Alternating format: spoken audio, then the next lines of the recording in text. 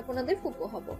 হায় আমার সাধের ডাক, সব ছানাপোনারা কিলবিল করতে করতে এসে ফুপু ফুপু বলে ডাকবে। ইস কি সুন্দর ডাক। আর আইসে চাচি বানাইতে, আমি তো ফুপু ডাকবই, ডাকি শুনবো।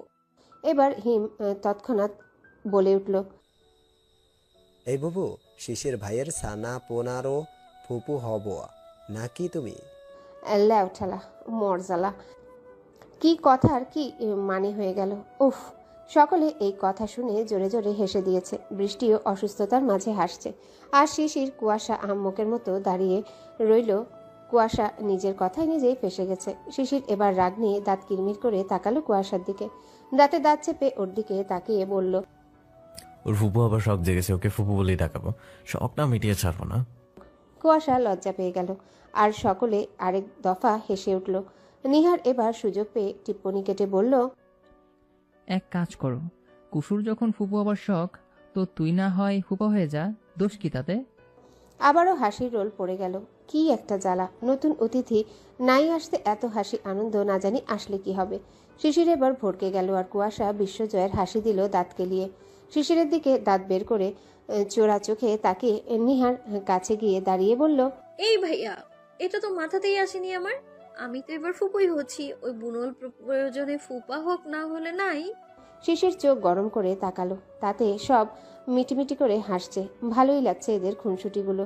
নিহার বলল, তবে তোদের ছানাপোনাদের সময় আমি মামা হচ্ছি, এটা কনফার্ম।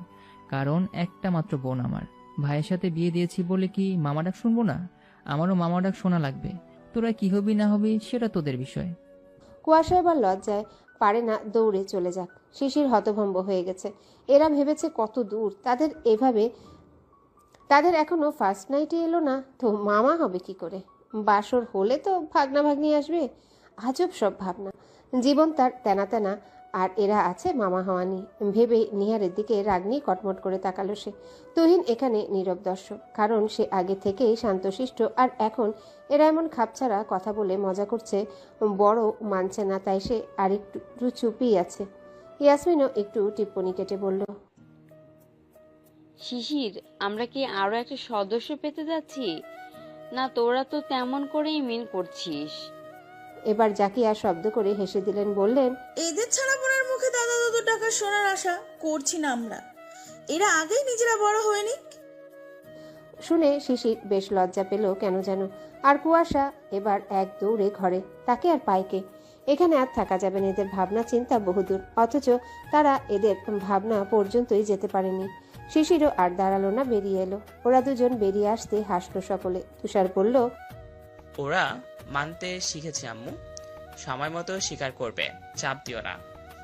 হুম, বলেই থেমে আবারও বললেন, আব্বু যা, বৃষ্টিকে ঘরে নিয়ে যা, কাল সকালে ডক্টরের কাছে নিয়ে যাবি।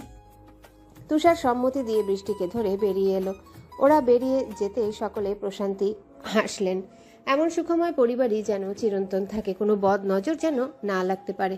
আল্লাহ যেন সবসময় পরিবারের সহায় থাকেন। আজ এই আনন্দ অনেক বড় আনন্দের। বাড়িতে ছোট সদস্য আসতে চলেছে, চারটিখানি কথা।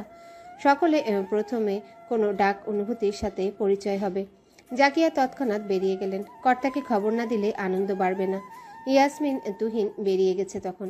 নিহার গিয়ে শশীকে আগে জানাবে। মেয়েটা জানলেই নেচে উঠবে, কত শত পাগলামির কথা বলবে। সেগুলো সে আনন্দে শুনবে আর মিটিমিটি হাসবে। কখনো আবার অট্ট হাসিও দিবে। মেয়েটার সাথে কথা বলতে গেলে কখন যেন 2-3 ঘন্টা পার হয়ে যায়, টেরই পায় না। এতটা আপন হয়ে যাবে এত অল্প সময়ে কখনো বুঝেনি। তাই ইচড়ে পাকাটা সে বলতে লাগলো। তার ইচড়ে পাকা শুধু পাকনা পাকনা কথা বলে। এই বয়সে এতটা না পাকলেও পারত। অনুভূতি আরো বাড়িয়ে দেয়। কবে যে নিজের করে নিজের কাছে আনতে পারবে। ভাবতে ভাবতে ঘরে গিয়ে শশীর কাছে কল দিল। শশী আজ শুক্রবার হাতে ফ্রি ছিল। তৎক্ষণাৎ ওপাশ থেকে মায়াবী মোহময় নেশাময় চিকন সুরলা কণ্ঠে সালাম দিয়ে উঠল। নিহারের ঠোঁটে হাসি ফুটল। মেয়েটার কণ্ঠ শোনা মাত্রই হাসি ফুটে উঠে ঠোঁটে। নিহার সালাম বিনিময় করে ভালো মন্দ জিজ্ঞাসা করল। এরপর কাঙ্ক্ষিত কথাটা জানিয়ে দিল। এই নিয়ে বহু কথা চলল তাদের মাঝে। কুয়াশা দৌড়ে নিজের ঘরে চলে এসেছে। সে নিজের ঘরেই বেশি থাকে। এখনো কোনো জিনিস শিশিরের ঘরে নেয়নি। শিশির ঘরে এসে দেখলো কুয়াশা নেই। চূড়ান্ত বিরক্ত হলো। একে কখনো এখানে পাওয়া যায় না। বেরিয়ে কুয়াশার ঘরের সামনে গেল। দেখলো এসে ঢাস করে শুয়েছে। রাগ নিয়ে বলল, এই খরায় তোর এখানে কি রে সবসময়? কুয়াশা তা শুনে উঠে বসলো, উত্তর করলো। তো তোমার কি, আমার ঘরে আমি থাকি, এখানেই সব আমার। শিশির রাগলো আর একটু কিরমির করে বলল। আসবি তুই? কুয়াশা দেখলো রেগে গেছে, তাই কথা বাড়ালো না। উঠে শিশিরের দিকে তাকিয়ে থেকে এগিয়ে গেল। শিশির ওর আশা দেখে দরজার মুখ থেকে চলে গেল নিজের ঘরে। কুয়াশা গিয়ে জিজ্ঞাসা করলো। কি হয়েছে? শিশির এবার কুয়াশাকে খপ করে ধরল, হাত ধরে কাছে টেনে নিল। কুয়াশা ভয় পেয়ে গেল, এটাকে তখন খেপিয়েছে, না জানি কি করে এখন। শিশির বলল। তা তোর খুব শখ না ফুপু ডাক শোনার? হ্যাঁ, তো এতে দোষে কি আছে? না, দোষ কিছু নাই। তো আমার ছেলে মেয়ে ফুপু ডাক শুনবি না আম্মু ডাক শুনবি? কুয়াশার ভেতরে সব ঝংকার তুলল। শিশির শিরশির করে শরীরের লোমগুলো কাটার ন্যায় খাড়া হলো। শিরশিরের চোখে কেমন ভাব, দুষ্টু ভাব তো আছে, সাথে কুয়াশা ঢোক গিলল। এখন কি উত্তর দেবে ভাবছে। উল্টাপাল্টা উত্তর দিলে নির্ঘাত মায়ের। কি হলো বল? তুমি মামা হতে পারলে আমিও ফুপু হতে পারবো। শিশির কথাটা শুনে ভড়কে গেল, হতভম্ব হয়ে গেল, বিস্ময় নিয়ে তাকালো। এ কি জবাব? সে কি জিজ্ঞাসা করলো? আর এই গোবর ঠাসা কি জবাব দিল? তারই ছেলে মেয়ের সে কিনা হবে মামা, মানে যাতা! কি সাংঘাতিক ব্যাপার স্যাপার। এটা শুনতেই তো কেমন লাগছে, ডাকলে কেমন হবে। ছি ছি ছি ছি, নিজের ছানাপোনাদের মামা সে কখনো হবে না, হলে বাবাই হবে, নয়তো কি একটা বিশ্রী ব্যাপার স্যাপার হবে। মামা মামা বলে ডাকবে, ফিলিংস বউয়ের দুঃসম্পর্কের ভাইয়ের, এ হতে দেওয়া যাবে না। না মানে না, কখনো না। সে বাবা ডাকি শুনবে, ইটস কনফার্ম। এদিকে কুয়াশা কথাটা বলে সেই আনন্দ পেয়েছে। তাকে যদি ফুপু ডাকতে পারে, সে কেন মামা ডাকতে পারবে না? এটা একটা লজিক্যাল কথা, সম্পূর্ণ যুক্তি আছে। লয়ার হবে দুদিন পর, যুক্তি দিয়ে কথা না বললে কি করে হবে? হাসি হাসি মুখে দুষ্টুমি করে আবারও বলল। কি হবে তো মামা, দেখো মামা ডাকের ফিলিংস কিন্তু সেই হবে। মজা লাগছে খুব, উল্টো জবাব দিতে পেরে আবার বলল। তবে একটা মজার বিষয় হবে, ছানাপোনারা তোমাকে মামা ডাকবে আর আমাকে ফুপু। বিষয়টা কত ইউনিক না? আমরা এই পৃথিবীর বেস্ট মাতা পিতা হব, যারা কিনা ছেলে মেয়েকে মামা ফুপু ঢাকাবে। বলেই ঠোঁট টিপে হাসছে সে। শিশির বিস্ময় এবং কিং কর্তব্য বিমূঢ়। মানে এই গোবর ঠাসা কি সত্যিই ডাক গাবে? এর দ্বারা সম্ভব হবে বলা যায় না। ছানাপোনা হবার পর প্রথম ডাক তাকে মামাই ডাকলো, ভেবে নিজেকে সামলে নিল। কুয়াশাকে এবার একটু শিক্ষা দেওয়া যাক, টেনে একদম মিশিয়ে নিল, বলল। তাই না? কুয়াশা শক্ত বলিষ্ঠ হাতের চাপে মনে হচ্ছে গুড়িয়ে যাবে। আজ বোধহয় হাড়গোড় ভেঙে বিছানাগত করে ছাড়বে বুনোল। ভালো মতো চেতিয়েছে বুনোলটাকে। সে এবার নিজেকে বাঁচাতে অস্বাভাবিক একটা কাজ করে বসলো। শিশিরকে দু হাতে কোমর পেঁচিয়ে ধরে রেখেছে, আর ও নিজের ডান হাতটা তুলে শিশিরের ঘাড়ের পেছন দিয়ে চুলের মধ্যে ঢুকে মাথার পেছনের ছোট ছোট চুলগুলো শক্ত করে মুঠে চেপে ধরল। শিশির তৎক্ষণাৎ কিছু বুঝে ওঠার আগেই সে বল প্রয়োগ করে শিশিরের মাথাটা ঝুঁকিয়ে নিল নিজের সামনে, কারণ তার পা উঁচু করার মতো কায়দা নেই। শিশিরকে ছোঁয়া পেতে হলে ঝুঁকাতে হবে, আর সেটাই করলো। শিশিরের মাথা ঝুঁকিয়ে সাথে সাথে ডান গালে কামড় বসিয়ে দিল, বোধহয় জড়িয়ে দিল। তার কোমর ভাঙার প্ল্যান করেছে, আর সে কি আস্তে কামড় দিবে? কখনো না। কামড় দেবার সাথে সাথে শিশির হতভম্ব হয়ে গেল। কুয়াশা কামড় দিয়ে যখন মুখ তুলে নিল, তখন শিশির কুয়াশার কোমর ছেড়ে নিজের কামড় দেওয়া গালে হাত দিয়ে ইস, বলে উঠল, ডলতে লাগলো, চেতে বলল। গোবর ঠাসার বাচ্চা। এটা বলার পরপরই কুয়াশা আবার আরেক কাণ্ড করলো। শিশিরের বুকে লোম টেনে দিল, টি শার্টের উপর থেকেই দিয়ে দিল ভোর দৌড়। কিন্তু বেচারা বেশি দূর যেতে পারল না। শিশির এত অত্যাচার মেনে নেবে? সে কুয়াশা দৌড়ে চলে যাওয়া দেখে খপ করে হাত ধরতে গিয়ে ভুলবশত কুয়াশার ওড়না টেনে ধরে ফেলেছে। আর কুয়াশাও দৌড়ে চলে যাবার ফলে ওড়না একদম বুক থেকে খুলেই গেছে। এখন সেটা শিশিরের হাতে। কুয়াশা দরজার সামনে চলে গেছে। দুজনেই হতভম্ব হয়ে গেল। মানে বিষয়টা একদম অনাকাঙ্ক্ষিতভাবে ঘটে গেল। উদ্দেশ্য ছিল এক, হয়ে গেল আরেক। কুয়াশা তো থেমেছে যখনই শরীর থেকে ওড়নাটা ছুটে গেছে, আর শিশির হাত না পেয়ে ওড়না পেয়ে বিষয়টাতে বাকরুদ্ধ হয়ে গেছে। খুবই একটা খারাপ পরিস্থিতি হলো। যদিও স্বামী স্ত্রী, তবুও দুজনেরই কেমন যেন বাজে ফিল আসছে। দুজনে একসাথে থাকুক, জড়িয়ে ধরুক, কিন্তু এমন একটা পরিস্থিতিতে ফিল অন্যরকম হচ্ছে। এছাড়া শরীরে ওড়না বাঁধে কুয়াশার লজ্জায় সেখানে ঢুকে যেতে ইচ্ছা করছে। সে এখনো শিশিরের দিকে ঘুরেনি। শিশিরের সামনে ওড়না বাঁধে থাকতে আর পারছে না, ভেতরে তোলপাড় হচ্ছে। এদিকে শিশির পরিস্থিতিটাকে কিভাবে নেবে সেটা ভাবছে। নিজেকে সামলে নিল। জড়িয়ে ধরে শুতে পারলে ওড়না বাঁধে দেখতে কি সমস্যা? বউ সে তার, নিজেরা সময় নিয়েছে, তাই বলে এসব নিয়ে ন্যাকামো করার কি আছে? নিজেকে বুঝ দিয়ে কুয়াশার কাছে এগিয়ে গেল। কুয়াশারও লজ্জায় মরিমরি হয়ে গেল, দুরু দুরু করছে বুক। কুয়াশার একদম কাছে পেছনে গিয়ে লো ভয়েসে শিশির দুষ্টুমি করে ঠোঁট কামড়ে বলল, যা এবার। কুয়াশার লজ্জা আরো বাড়লো, মাথা নিচু করে আছে সে। আবারও বলল, দাঁড়িয়ে থাকলি কেন? ছোট হাওয়া শেষ। কুয়াশা এবার না পেরে নিজের লজ্জা নিবারণের জন্য ঘুরে শিশিরকে জড়িয়ে ধরে বলে উঠল।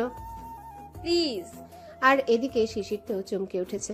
নিজে থেকে এমন আবেদনময়ী হয়ে জড়িয়ে ধরেছে কখনো কুয়াশা? মনে করার চেষ্টা করলো কিন্তু মনে পড়ছে না। এই মেয়ে তাকে এভাবেই ডুবিয়ে দিবে। তবে জড়িয়ে ধরলো কি জন্যে? লজ্জায় নাকি ভয়ে? শিশির বিষয়টা ধরতে সক্ষম হলো না। সে কুয়াশাকে বুকে নিয়ে সামনে থেকে দরজা বন্ধ করে দিল। দরজা খোলা ছিল। শিশির এবার কুয়াশাকে বলল, বি নর্মাল।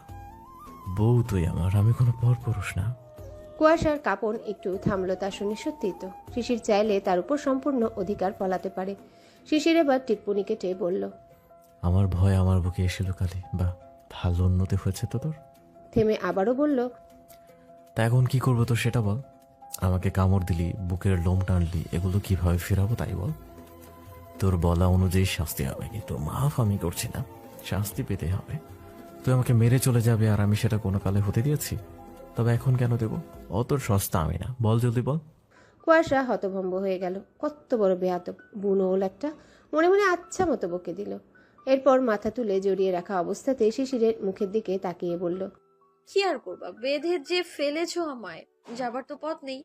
দাও কামড়, দাও কামড়, ফিরিয়ে দাও। এই বলে সত্যি সত্যি শিশিরের দিকে গাল বাড়িয়ে দিল। শিশির হাসবে নাকি কিছু বলবে বুঝছে না। কুয়াশা কথাটা একদম বাচ্চাদের মতো করে বলল। সে কুয়াশার মুখের দিকে তাকিয়ে রইল কিয়ৎক্ষণ। না, এই মেয়ে বউ হিসেবে ততটাও খারাপ না। মানতে শিখেছে সবকিছু।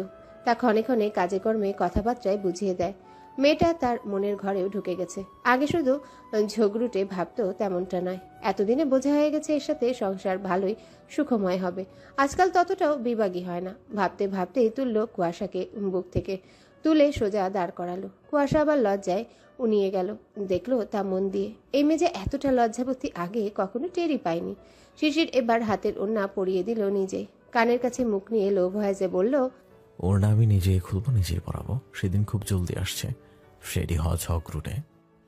কুয়াশার শরীর অন্তর অবশ এলো সামনে থাকা তার স্বামীর কথা শুনে। এ কি ভয়ঙ্কর অনুভূতি!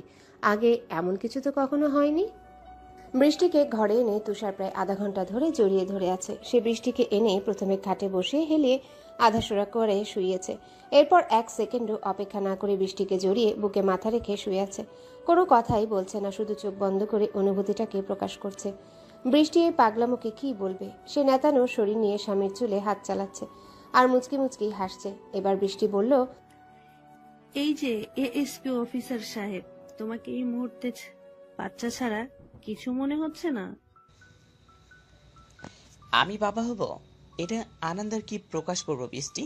বৃষ্টি কি বলবে বুঝলো না। তুষার আরেকটু গভীর হলো, বলল, আমার বুকের চিপচিপ করছে, শুনতে পারছো না? আমাদের পুলিশ অফিসার স্ট্রং পার্সোনালিটির স্বামীর উত্তেজনা আমি গভীর থেকে বুঝেছি। সে বাবা হবে, ডানা থাকলে উঠতো কি? তুষার এবার দাঁত বের করে হাসলো নিঃশব্দে। বৃষ্টি ঠোঁট টিপে দুষ্টু হাসলো। তুষার বৃষ্টির গ্রীবাদেশে একটা গভীর চুমু দিল। এরপর মাথা তুলে বৃষ্টির দিকে তাকালো। কি সুন্দর মুখ! সে মুচকি হেসে বলল, থাকলেও উঠতাম তোমারে নিয়ে। বলে কপালে চুমু খেলো। এরপর হাতের পিছে খেলো, বলল, বেস্ট অনুভূতি হচ্ছে, তাই বলে আর প্রকাশ করব না। কাল সকালে রেডি থেকো, তোমার ডাক্তারের কাছে রেখে তবে আমি যাব। বৃষ্টি মুগ্ধ চোখে দেখেই গেল শুধু স্বামীকে। প্রত্যুত্তর করলো না। তার নিজেরও মা হবার আনন্দ ভেতর পর্যন্ত নাড়িয়ে তুলছে। মা হবার সত্তাটাকে জাগিয়ে তুলছে। তা যাক, এখন আমি বাইরে যাব কি রে? তা যাক, এখন আমি বাইরে যাব কি করে সেটা বল আগে। আজ বাবা চাচ্চুরা বাড়িতে।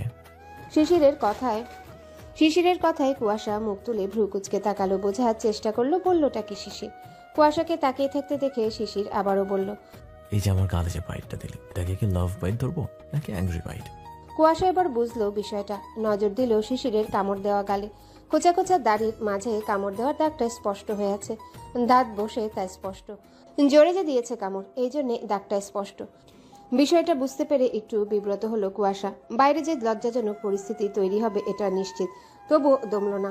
এটাকে শিক্ষা দিতে পেরে আনন্দিত সে। বলল, তা আমি কি জানি? তোমার দায় তুমি বুঝে গিয়ে, আমার দেখা নেই। আচ্ছা, হুম। সকলে জিজ্ঞেস করলে বলবো তোমাদের আল্লাহ থেকে কামড়েছে। কুয়াশা থতমত খেয়ে তাকালো শিশিরের দিকে। বুনো ওলটা মজা নিচ্ছে। শিশির কুয়াশার পানে চেয়ে দুষ্টু চোখে দুষ্টু ঠোঁটে হাসছে। কুয়াশা তা দেখে মুখ ঝামটা দিয়ে ঘরের দরজা খুলে বাইরে পথ ধরল। যেতে যেতে বলে গেল, আর হ্যাঁ, এটা অবশ্যই অ্যাংরি বাইট। তোমাকে লাভ বাইট দিতে আমার বইয়ে গেছে। তোর দিতে হবে না, আমি দিলেই হবে। কুয়াশা সে কথা শুনেও না শোনার মতো করে মুখ ঝামটিয়ে চলে গেল। কুয়াশা যেতে শিশির সশব্দে হেসে ফেলল। বউ জিনিসটা তো ভালোই, মনে মনে ভেবে আবারও হাসলো। এরপর মিররের সামনে দাঁড়িয়ে দেখলো স্পষ্ট দাঁতের দাগ। করেছেটা কি গোবর ঠাসা? এটা নিয়ে এখন বাইরে যাবে কি করে? এটা ভেবেই বিরক্ত হচ্ছে সে। ঠিক পেলে নির্ঘাত মজা উড়াবে। ভাবতে ভাবতেই ঘড়ি দেখলো সকাল 10টা পার হয়েছে। তাই সে বাথরুমে ঢুকলো। জুম্মার নামাজ আছে, গোসল করে ফেলা যাক। গোসলের পর যদি একটু দাগটা মেশে। জাকির মালিথা ও জাহিদ মালিথা নতুন অতিথির কথা শুনে আনন্দে আটখানা হয়ে গেছেন। জাকির মালিথা জানিয়েছেন বিকেলে মিষ্টি বিলাতে। পরের শুক্রবারে এতিম বাচ্চা ছেলেমেয়েদের জন্য খাবারের আয়োজন করবেন আর মসজিদে মিলাদ পড়িয়ে মিষ্টি বিলাবেন। এসব শুনে বাড়ির সকলে খুশি হলো।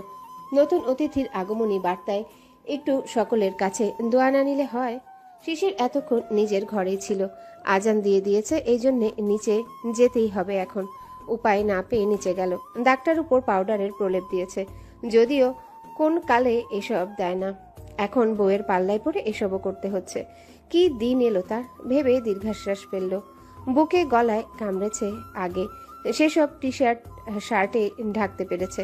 নিচে গিয়ে দেখলো বাবা আর চাচু বাদে ভাইরা সব রেডি হয়ে বসে আছে। সেও পাঞ্জাবি পরে রেডি হয়ে নেমেছে। একটু পর সকলে মিলে নামাজে যাবে। বিরক্ত মুখে বিব্রত ভাব নিয়ে গিয়ে বসলো নিহারের পাশে। এই ছেলে টের না পেলেই হবে। এই টের পাওয়া মানে সকলের নজরে পড়া। ভাগ্যক্রমে নিহারের সাইটেই কামড়ের পাশটা পড়েছে। নিহার কিছু বলতে যাচ্ছিল, কিন্তু মুখটা তৎক্ষণাৎ বন্ধ করে শিশিরের গালের দিকে চেয়ে রইল। জহুরি নজর দিয়ে বলল, মেকআপ করা কবে থেকে ধরলি তুই? ভ্যাবাচাকা খেয়ে গেল শিশির। মেকআপ? সে মেকআপ করে কখন করলো? ভ্রুকুচকে প্রশ্ন করলো।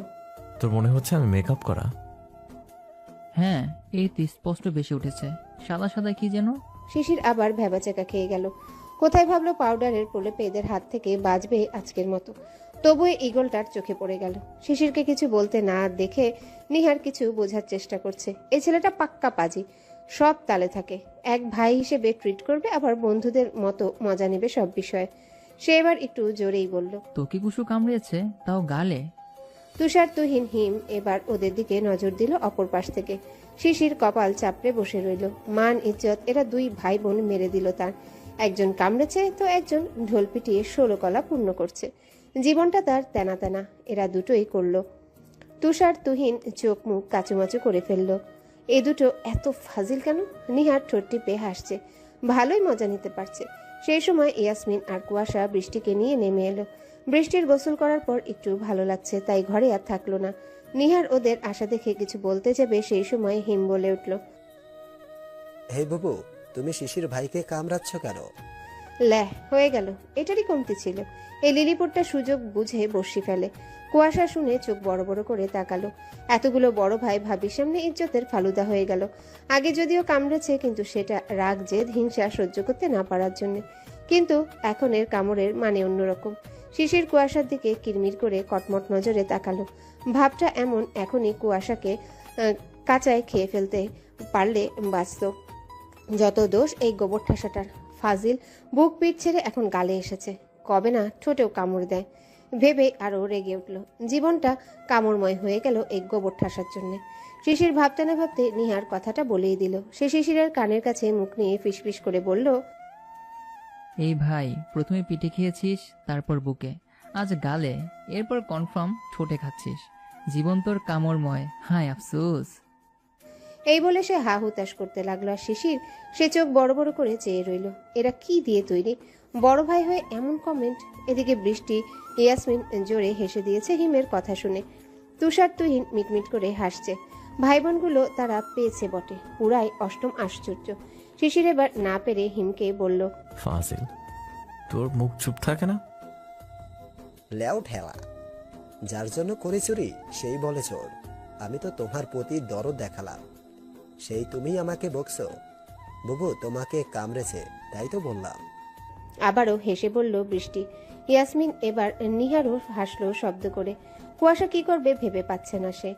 এবার কান নাক দুটোই মলা দিল। জীবনেও আর গালে কামড় দেবে না। খুবই লজ্জাজনক পরিস্থিতি।